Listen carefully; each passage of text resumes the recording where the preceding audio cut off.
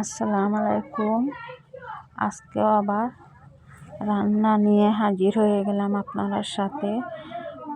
মটরটা একটু সময় ভেজে নিলাম, নিয়ে একটু জল দিয়ে দিলাম, দিয়া কচুর ডাঁটাটা দিয়ে দিলাম, একটু সময় সিদ্ধ করে নিব।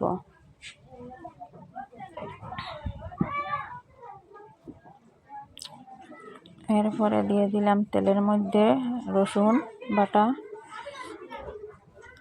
দিয়ে দিব লাল লঙ্কা, দিয়ে একটু কষিয়ে নিব। নেওয়ার পরে দিয়ে দিব ছোটো ইচার গুঁড়া। এইটা দিয়ে আজকে রান্না করব কচুর ডাঁটা।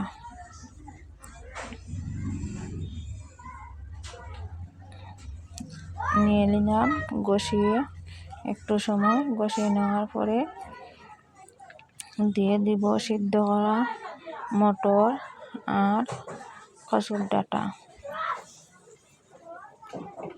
দিয়ে একটু সময় নেড়ে চেড়ে নিব। দিয়ে দিলাম লবণ।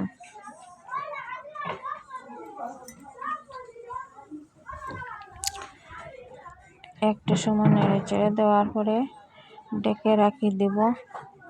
পুরাপুরি দেখাইলাম না, আপনারও ইচ্ছা করবো খাওয়ার, এর লাগে সামান্য কিছু দেখাইলাম। ডেকে রাখি দেব।